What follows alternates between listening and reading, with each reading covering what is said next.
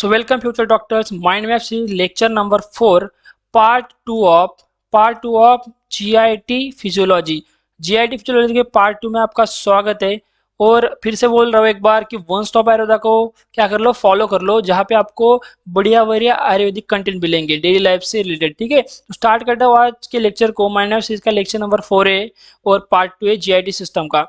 तो स्टार्ट करेंगे। इसमें हमने GIT ट्रैक में बहुत सारी चीजें हमने देख ली, लगभग बहुत सारी चीजें हमने देख ली। अब आज हम स्टार्ट करने वाले एक न्यू टॉपिक, मतलब एक न्यू ऑर्गन जो हमारे ग्लैंड है ना, liver, largest gland of the body, liver को स्टार्ट करने वाले हम।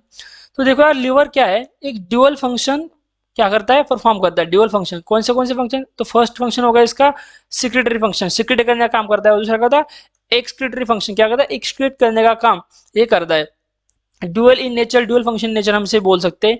तो लिवर है मेड अप ऑफ, अब लिवर किससे बना, देखो मेड अप ऑफ, ये क्या दिख रहा है आपको, तो ये जो दिख रहा है ना आपको, एक इसे बोलते हैं हिपेटिक लोब्यूल। क्या बोलते हैं इसे? Hepatic lobes. क्या बोलते हैं? Hepatic lobes. हिपेटिक लोब कौन सा है इसमें, जो मैं राउंड कर रहा हूँ ना, उसको होगा हिपेटिक लोब। देखो राउंड कर रहा हूँ मैं रेड, इसमें ये होगा हिपेटिक लोब। क्या होगा?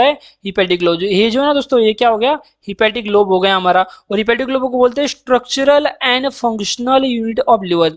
जो लिवर का स्ट्रक्चरल और फंक्शनल यूनिट है ना, उस वो क्या है, हिपेटिक लोब है दोस्तों। चलो उसके बाद क्या है, ये नीचे क्या दिख रहा है, ये ट्रायंगल शेप में दिख रहा है ना आपको, ये क्या है देखो, तो ट्रायंगल शेप में इसे बोलते हैं पोर्टल ट्रायड। क्या बोलते हैं? पोर्टल ट्रायड बोलते हैं। ये क्या होता है? Surrounded along the hepatic lobule. Hepatic lobule के अलोंग सराउंड होता है। देख लो एक बार, हिपेटिक लोब्यूल का अलोंग एक हो गया, फिर ये एक हो गया, फिर ये देख लो, ये दिख रहा है आपको, ये दिख रहा है। क्या होते हैं? हेपेटिक लोब्यूल जो होते हैं ना, उसके अराउंड जो होते हैं क्या होते हैं, पोर्टल ट्राइड क्या होते हैं, सराउंड होते हैं। तो इस पोर्टल ट्राइड में होता क्या है, तो इसमें मतलब ना जो वेसल्स होती है, 3 वेसल्स। तो फर्स्ट वेसल है उसमें आपको दिख रही है, क्या हो गए, tributary, tributary of bile duct. क्या है? Tributary of bile duct. फिर उसके बाद इस सेकंड नंबर पे देख लो, क्या है, ब्रांच ऑफ हेपेटिक आर्टरी। क्या है?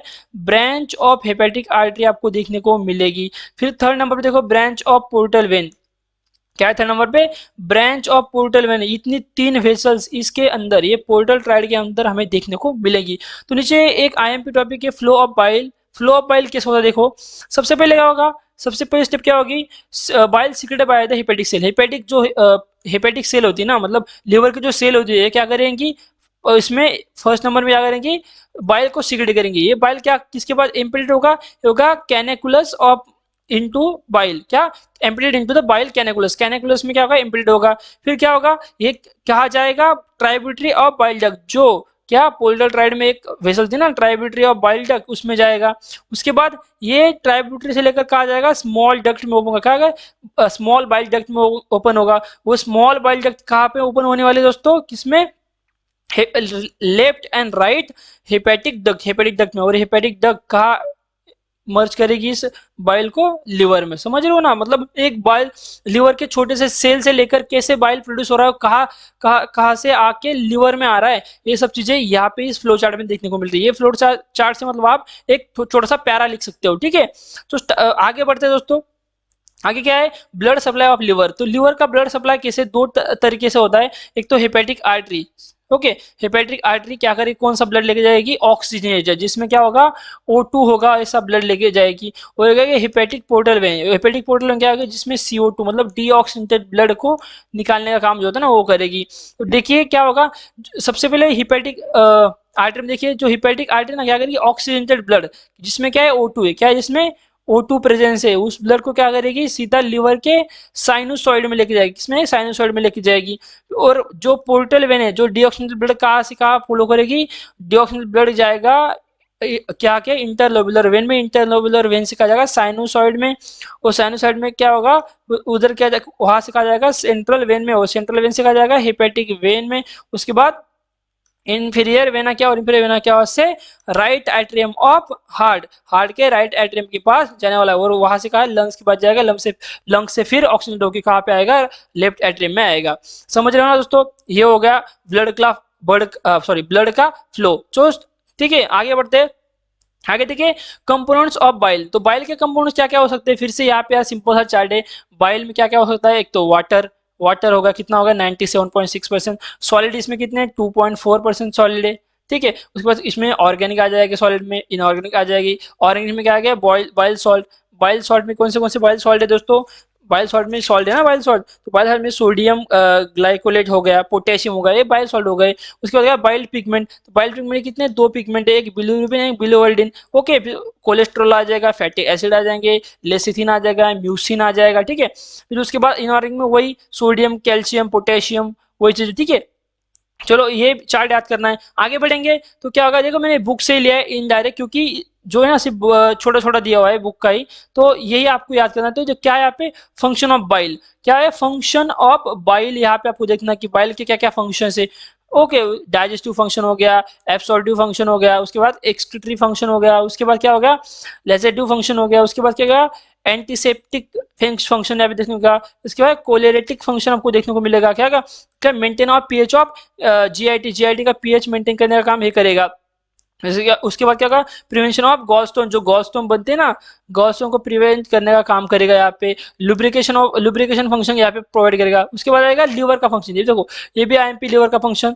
तो इसमें क्या होगा, लीवर क्या करेगा, मेटाबॉलिक फंक्शन आपको देखने को मिलेगा, फिर क्या स्टोरेज करने का फंक्शन हमें देखने को मिलेगा लीवर का। उसके बाद सिंथेटिक फंक्शन आपको देखने को मिलेगा। उसके बाद क्या होगा, सिक्रेशन ऑफ बाइल, यहाँ पे एक फंक्शन हो गया। उसके बाद सिक्रेटरी फंक्शन हो गया, हीट का प्रोडक्शन करेगा, ये एक फंक्शन हो गया। फिर क्या, होम्योपोएटिक फंक्शन यहाँ पे हमको देखने मिला। तो देख लेना ये क्या है, आईएमपी टॉपिक है दोस्तों, इसको थोड़ा पढ़ लेना। इस सिंपल सिंपल से फंक्शन से आईएमपी टॉपिक ये आ सकता है, ठीक है। चलो आगे बढ़ते हैं। आगे क्या हो गया, gall bladder, function of gall bladder क्या होगा, देखो गॉल ब्लैडर क्या करेगा, देखो गॉल ब्लैडर एक सिंपल सा फंक्शन गॉल ब्लैडर का क्या करेगा, सबसे पहले क्या स्टोर करेगा, क्या करेगा, फर्स्ट स्टेप में क्या करेगा, स्टोर करेगा, किसको, बाइल को, जो लिवर प्रोड्यूस करेगा। सेकंड स्टेप में क्या करेगा, उसको कॉन्सेंट्रेट करने का, कॉन्सेंट्रेट समझ लो ना, कॉन्सेंट्रेट करेगा उसको, ठीक है। उसके बाद थर्ड क्या करेगा, अल्टर द पीएच, क्या करेगा, थर्ड इसका पीएच अल्टर करेगा थर्ड स्टेज में। फिर फोर्थ में क्या, फोर्थ में तो ऐसा कुछ नहीं, म्यूसिन का सिक्रेशन करेगा।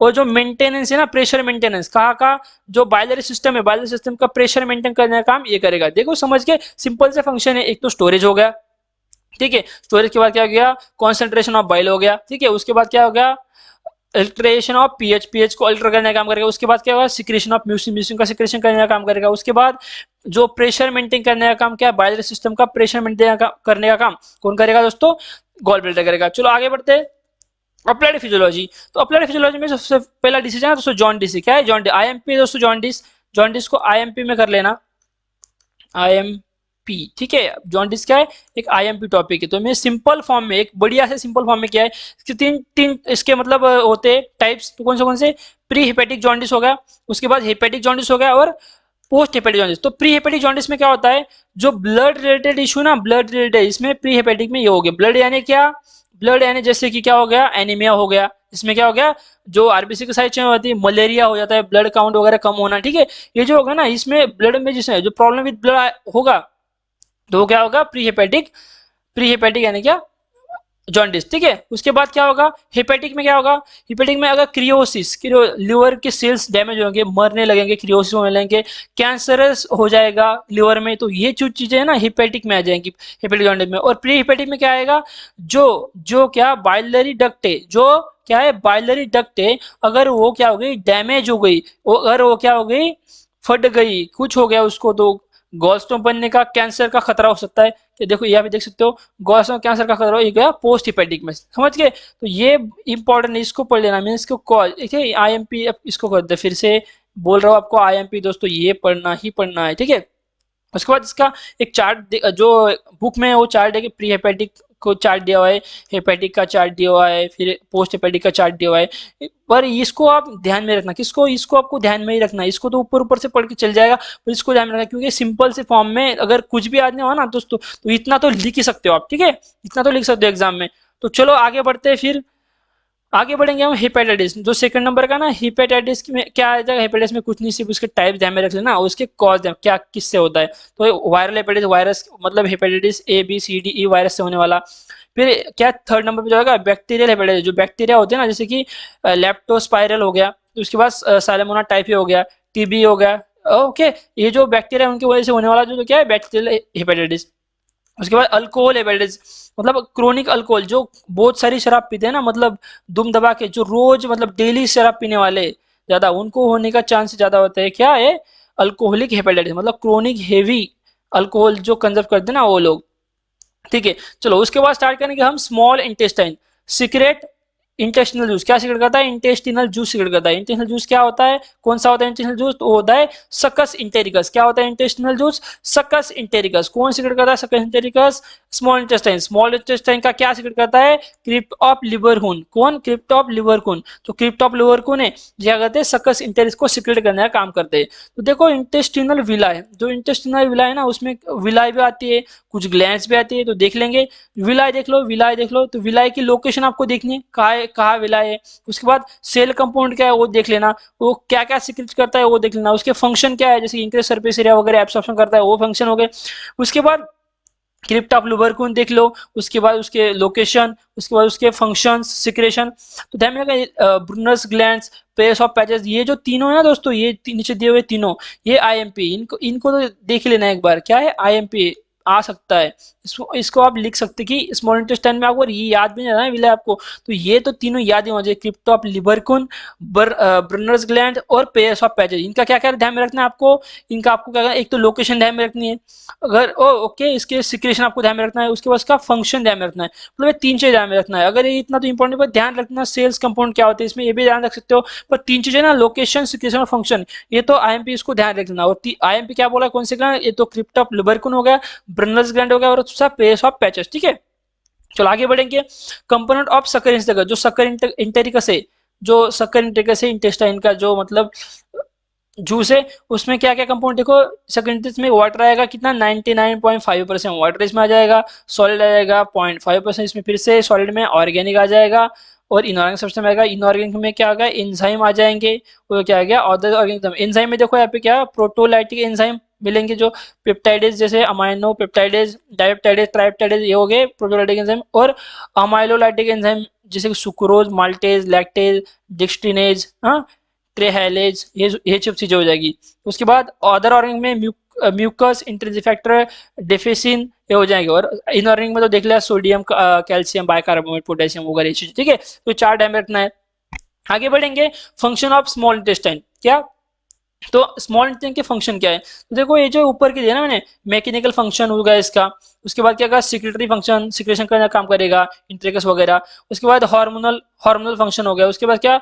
ऑब्जर्वेटिव फंक्शन होगा, जो एब्सॉर्ब करने का काम करेगा, जो न्यूट्रिएंट। ओके, उसके बाद ये जो देख रहे हो ना अभी तीन फंक्शन नीचे वाले, सॉरी चार फंक्शन, क्या क्या है? Digestive function, activator function, haemopoietic function और हाइड्रोलाइटिक फंक्शन। ये जो डिपेंड, ये किस पे डिपेंड है दोस्तों? ये जो फंक्शन ना डिपेंड करते हैं किस पे? सकस इंटेरिकस पे। किस पे? सकस इंटेरिकस। किस पे डिपेंड करते हैं? सकस इंटेरिकस पे ये फंक्शन डिपेंड करते हैं, तो ध्यान में रखना। तो सकस इंटेरिकस में जो जो एंजाइम होते हैं ना, कौन से enzyme?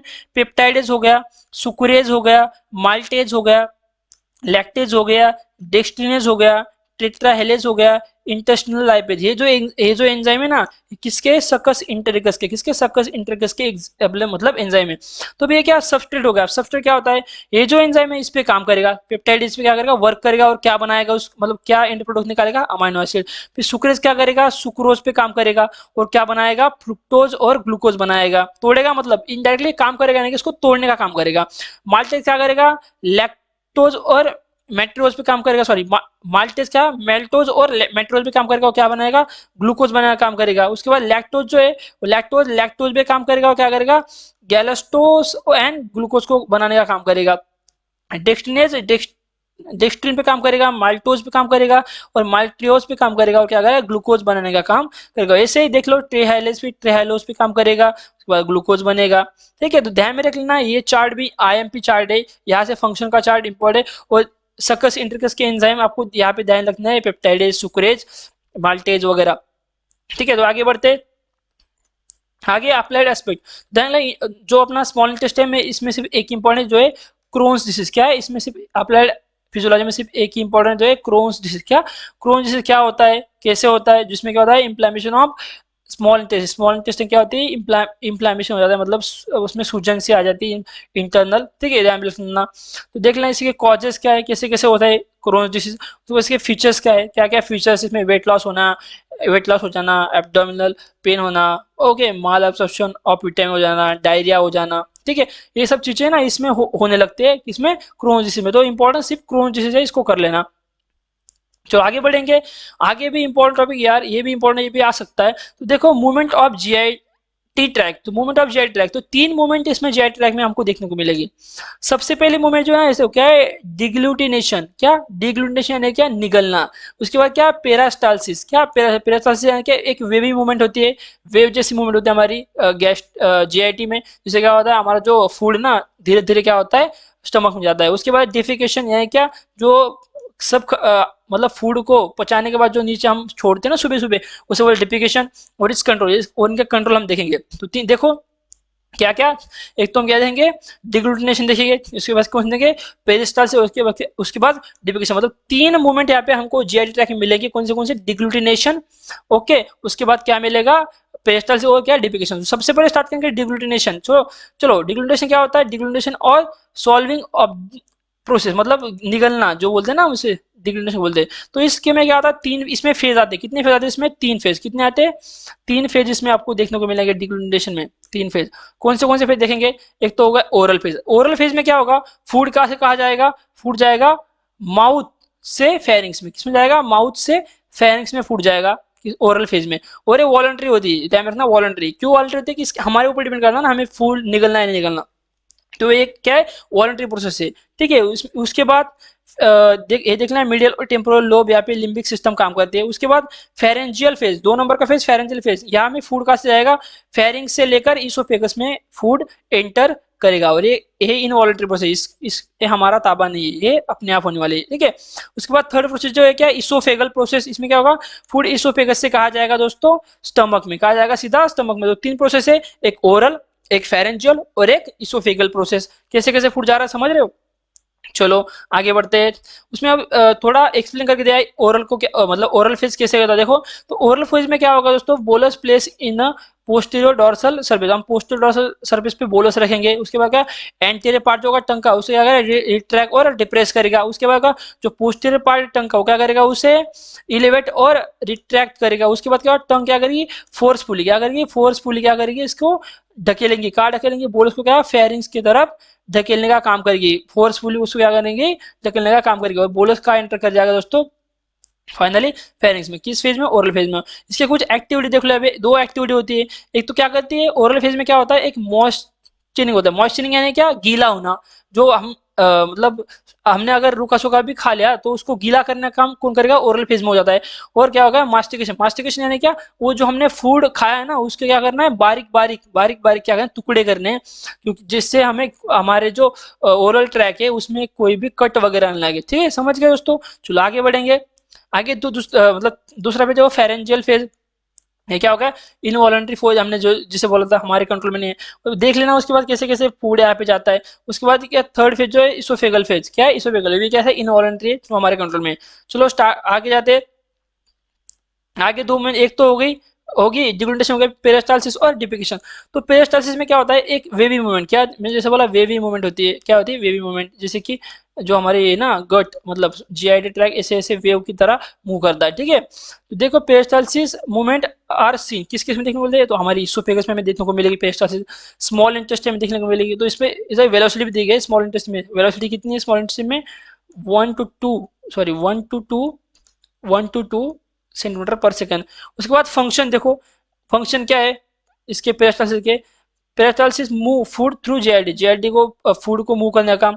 Oesophagus peristalsis move the food towards stomach, stomach oesophageal जो इसोफेगस की जो मूवमेंट है ना वो क्या करेगी, स्टमक की तरफ फूड ले जाएगी। स्मॉल इंटेस्टाइन की जो पेरिस्टालसिस है वो क्या करेगी, फूड को फिर से आगे लेके जाएगी। जो कंट्रोल में देखेंगे तो ये जो कंट्रोल है ना पेरिस्टालसिस का है एंट्रिक नर्वस सिस्टम। कौन से, एंट्रिक नर्वस सिस्टम का कंट्रोल हमें देखने को मिलेगा। चलो फिर देखेंगे, जो हमने पार्ट में देखा ना एंट्रिक नर्वस सिस्टम क्या होती है। उसके बाद क्या, डेफिकेशन। डेफिकेशन क्या, जो हमने खाया खुआ है जो पच के बाहर निकलने वाला उसे हम डेफिकेशन कहते हैं प्रोसेस को। तो देखो the act of defecation prescribe by, देखो तो क्या होता है, देखो सीधा यहाँ पे आओ। डिफिकेशन एक्ट कैसे एक्ट करता है, as soon as the faeces touches the rectum, rectum को टच कर दिया फिकस ने। फिर इनिशिएशन ऑफ डिफिकेशन रिफ्लेक्स, क्या डिफिकेशन रिफ्लेक्स क्या हो गया, इनिशिएशन हो गए।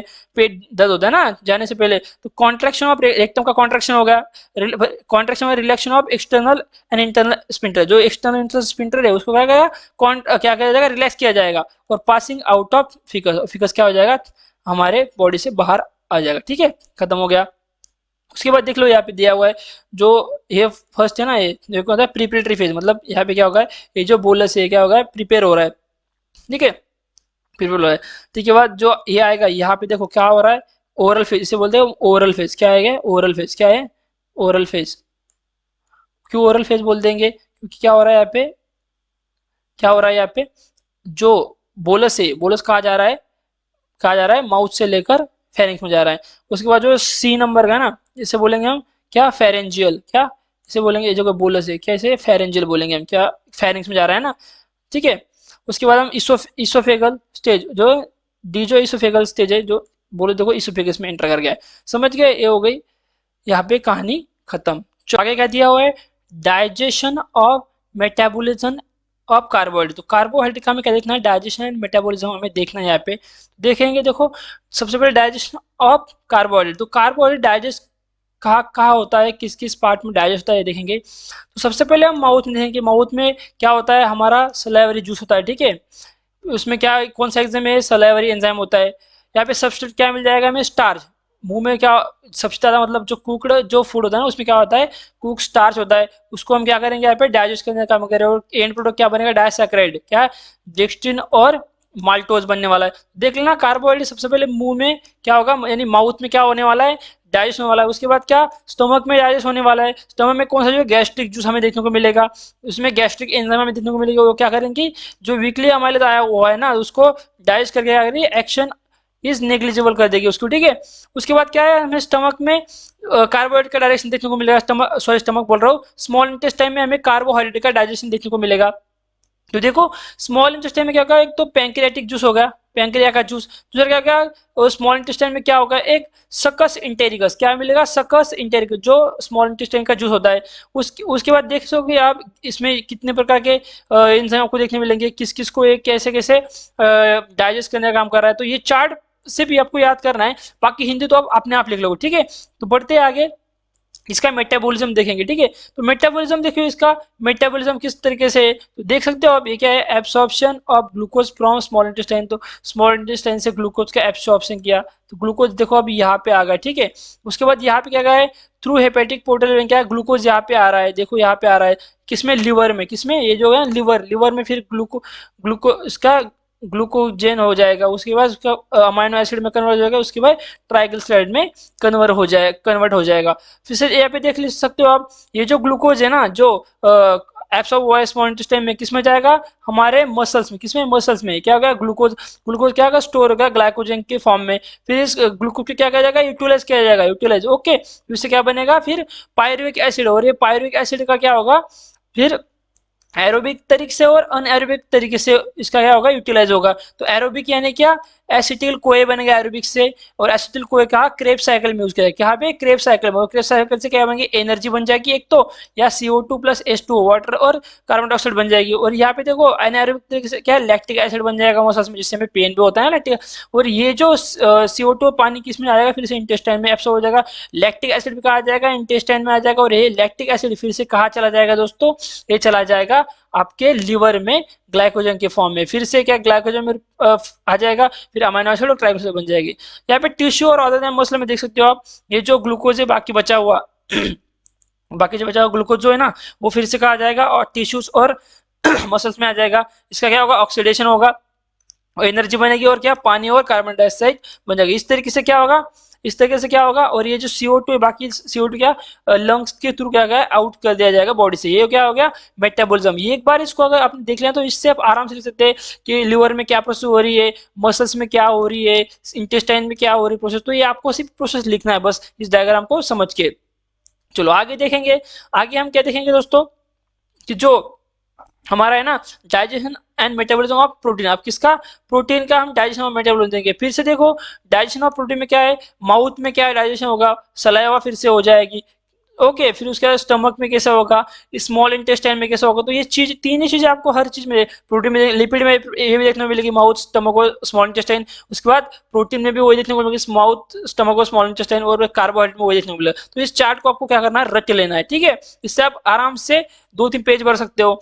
आगे देखेंगे मेटाबॉलिज्म में सेम कंसेप्ट है, मेटाबॉलिज्म में कोई बड़ी नहीं है, इसमें क्या हो रहा है, स्मॉल इंटेस्टाइन में क्या है, अमाइनो एसिड, क्या है, अमाइनो एसिड। ये amino acid hepatic portal vein के थ्रू कहा जाएंगे, लीवर के पास जाएंगे। उसके बाद और कहा जाएंगे अमाइनो एसिड सिस्टेमिक सर्कुलेशन के थ्रू फिर से स्मॉल इंटेस्टाइन में आ जाएंगे, और स्मॉल इंटेस्टाइन से कहा आएंगे दोस्तों, लार्ज इंटेस्टाइन में आएंगे। अमाइनो एसिड क्या होगा, अमोनिया में फॉर्म होगा, ठीक है। इससे क्या किया जाएगा, एक्सट्रीट किया जाएगा, एक्सट्रीट कहाँ पे, एक्सट्रीट किया जाएगा, ठीक है।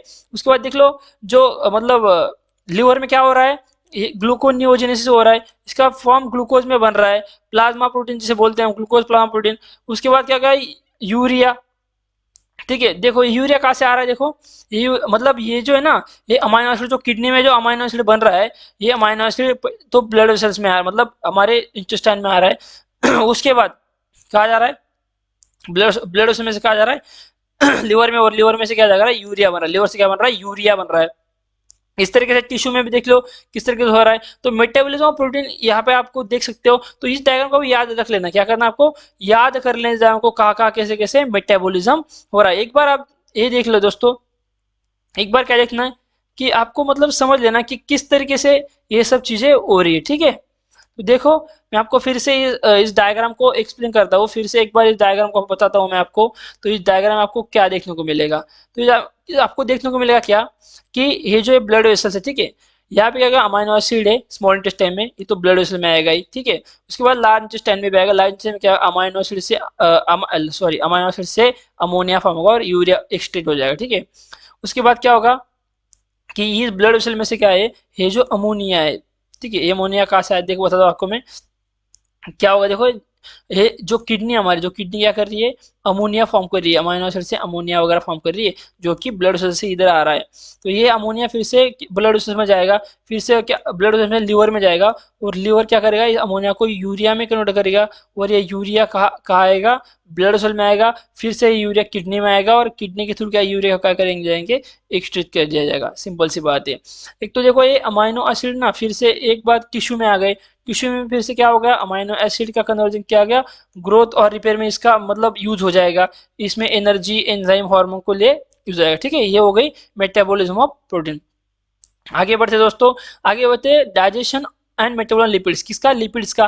तो फिर से वही चीज है, माउथ में कैसे लिपिड डाइजेस्ट हो रहा है, स्टमक में कैसे लिपिड डाइजेस्ट हो रहा है, स्मॉल इंटेस्टाइन में कैसे लिपिड डाइजेस्ट हो रहा है, ये सब चीजें यहाँ पे बताई हुई है। तो देख लेना कि कौन से एंजाइम, कौन से एंजाइम यहाँ पे वर्क कर रही है माउथ में वगैरह वगैरह। सबस्ट्रेट क्या है इसका, इसका एंड प्रोडक्ट क्या बन रहा है, ये चीजें आपको ध्यान में रखनी होगी, ठीक है। चलो आगे बढ़िए, मेटाबॉलिज्म देखेंगे इसका। तो मेटाबॉलिज्म इसका सिंपल है, क्या हो रहा है मेटाबॉलिज्म में देख सकते हो। क्या ये जो ब्लड वेसल है, इसमें क्या होगा, absorption of lipid from small intestine से ब्लड वेसल में क्या होगा, ये एब्सॉर्ब हो जाएगा, स्मॉल इंटेस्टाइन से ब्लड वेसल में एब्सॉर्ब हो गया, ठीक है। क्या, अपना लिपिड, ठीक है, इसके फॉर्म में। देखो फिर ये यहाँ पे हेपेटिक पोर्टल वेन के थ्रू किस में आएगा, लिवर में आएगा। फिर लिवर में क्या प्रोसेस हो रही है एक बार देख लेना। उसके बाद क्या होगा, देखो फैट फैट डिपोजिशन किसी चीज हो रही है, ठीक है, टिश्यू में क्या हो रहा है इसके साथ, ये सब चीजें आपको यहाँ पे बताएगी, ठीक है। ये होते डायग्राम, यहाँ पे मेटाबॉलिज्म ऑफ लिपिड खत्म। अगर इसको अच्छे से एक्सप्लेन करना होगा, मतलब देखो मैं यहाँ पे एक्सप्लेन नहीं करूंगा ना, क्योंकि ये क्या है, एक माइंड मैप सीरीज है। तो अगर मैं इसको एक्सप्लेन करना चाहूँ तो मैं आपको शॉर्ट वीडियो डाल दूंगा, मतलब मेटाबॉलिज्म के डायग्राम को कैसे एक्सप्लेन किया है, ठीक है। तो थैंक यू, मतलब थैंक यू नहीं बोलूंगा। तो देखो एक लास्ट टॉपिक दिया है लाइपोप्रोटीन का, ठीक है। लाइपोप्रोटीन क्या होती है, तो ध्यान रखना, लाइपोप्रोटीन कितने प्रकार के लाइपोप्रोटीन है। एक हो गई VLDA, IDL, LDL, HDL, ये IMP है, इसको ध्यान रखना है, और इसके फंक्शन ध्यान रखना है। IMP इसको कर देता हूँ मैं, IMP हो सकता है यार, कि लाइपोप्रोटीन के फंक्शन आपको आना चाहिए, क्या फंक्शन, इसके फंक्शन आपको ध्यान में रखने हैं। देखो ये फंक्शन यहाँ पे दिए हुए इसके, तो लाइपोप्रोटीन कौन से लाइपोप्रोटीन, उसके फंक्शन आपको यहाँ पे ध्यान रखना है। चलो इस क्वेश्चन को खत्म करता हूँ। इसके साथ हमारा डाइजेस्टिव जो ट्रैक है ना, GIT ट्रैक खत्म होगा हमारा। माइंड ऑफ फिजिक्स का एक टॉपिक हम यहाँ पे खत्म कर चुके हैं। जो विटामिन वगैरह ना दोस्तों ध्यान में रखना है, जो विटामिन वगैरह है उसका चार्ट आप खुद से पढ़ सकते हो, उसमें आने की चांसेस नहीं है, तो मैं इतना लिया नहीं उसको, ठीक है। तो meet soon in next part, तो नेक्स्ट पार्ट में मतलब अपने माइंड मैप के नेक्स्ट पार्ट में हम मिलेंगे। वो चैनल को फिर से बोल रहा हूँ फॉलो कर लो, और माइंड मैप को फॉलो करते रहो। तो खत्म करता हूँ आज का लेक्चर, टाटा।